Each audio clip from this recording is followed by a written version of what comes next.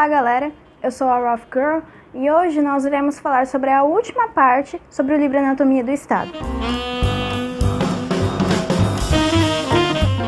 O que o Estado mais teme é qualquer ameaça à sua soberania ante a sociedade.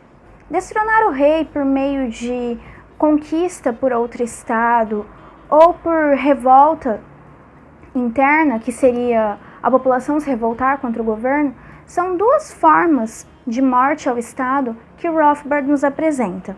Equivalentemente, observamos duas formas pela qual o Estado se vale para impedir tal acontecimento. O primeiro, a invasão por outro Estado visando a conquista territorial. O Estado recruta o povo de forma a formar um exército hábil com a desculpa de que eles estão salvando a nação. Aqui novamente podemos observar uma ideologia estatal convalescendo o sentimento nacionalista, mostrando que não somos indivíduos que temos responsabilidades apenas conosco e com as nossas condutas. Não, nós devemos proteger essa abstração chamada de nação. Mas o que acontece de verdade é uma corja de engravatados e generais de alta patente enviando o povo para morrer pelos seus interesses. Sobre a segunda ameaça, ou seja, a Revolução Civil, o Estado usa de mecanismos internos visando incriminar qualquer conduta que atinja o Estado de forma a derrubar seu poder. Um bom exemplo dentro do próprio arcabouço legal brasileiro é a Lei de Segurança Nacional. Ela tipifica ostensivamente todos os crimes que atentam contra a soberania do Estado e sua existência. A exemplo da secessão dos povos por meio de medidas separatistas. Bom, podemos concluir que a intenção primária do Estado é manter-se de pé, e ele maneja qualquer recurso cabível para concretizar esse objetivo. Visto que o Estado tem uma tendência natural de se expandir, a limitação espacial dos territórios que ele pode indexar ao seu domínio e a pluralidade de territórios existentes, podemos concluir que as relações de Estados com Estados devem ocupar uma considerável atenção. Rothbard pontua que o equivalente do constitucionalismo, só que para as relações interestatais, foi o surgimento do direito internacional. Esse sistema de acordo surgiu da necessidade de estabelecer limites para a ação estatal de expansão, de forma a propiciar um ambiente de paz para que as relações civis e comerciais se deem sem grandes conturbações. E emergiu voluntariamente entre os Estados, sem um órgão central ditando o que eles devem fazer ou deixar de fazer, da mesma forma que as relações comerciais, criando sistemas consuetudinários, a exemplo da Lex Mercatoria. O que se observa é que ambos surgiram de forma a propiciar a paz necessária para que o comércio flua de forma estável. Com isso, podemos concluir que o livre comércio entre os Estados desencoraja as guerras e incentiva a paz. Depois, Rothbard demonstra que guerras travadas por entes privados ou estados mais remotos não tinham aquele sentimento segregacionista e nacionalista. Os civis não tomavam as guerras de seus soberanos como sendo suas guerras.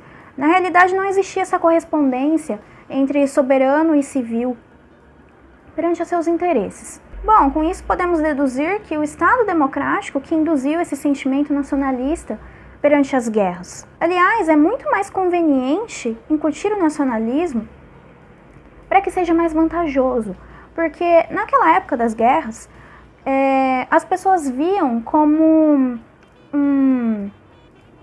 uma vantagem econômica.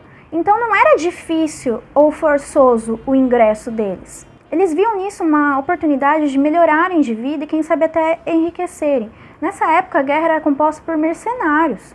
Hoje, com essa ideologia nacionalista e democrática, o Estado manda para a guerra um contingente de soldados que estão indo contra a sua vontade e não tem a possibilidade de recusa. Aqui é flagrante, mais uma vez, as consequências dessa ideologia e em como ela é consentânea para o Estado permanecer de pé. No primeiro vídeo, foi exposto que Franz Oppenheimer classificou dois métodos que são mutuamente incompatíveis de se obter a riqueza. O primeiro era o meio econômico, exercido pela produção e pela troca no mercado. O segundo era o meio político, caracterizado pela violência e pela apropriação do bem do outro ente econômico. Nesse último capítulo, Rothbard cita Albert J. Nock, que explica que a história da humanidade pode ser definida como a oscilação entre o poder social, que seria correlato ao meio econômico, e entre o poder estatal, que seria o meio político. No período em que o poder social prevaleceu sobre o poder estatal, o homem modificou a natureza de forma a ser benéfico para a humanidade. Após esse período de prosperidade, é claro que o Estado sobrepujou o poder social, solapando esse progresso. Rothbard explica que, embora a sociedade tente diminuir o poder do Estado e prosperar, ele sempre vai se expandir novamente e vai voltar revigorado.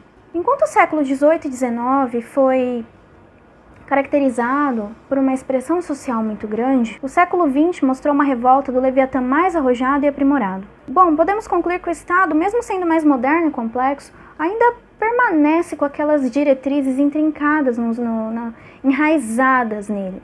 Ou seja, escravizar o povo da forma mais eficaz. Por isso que a força bruta não funciona. O Estado vem de forma mansa para deixar o povo resignado ao seu poder. Bom, mas ainda há esperança para mudar esse cenário, mesmo que minimamente. E nós somos jovens, nós temos que fazer isso.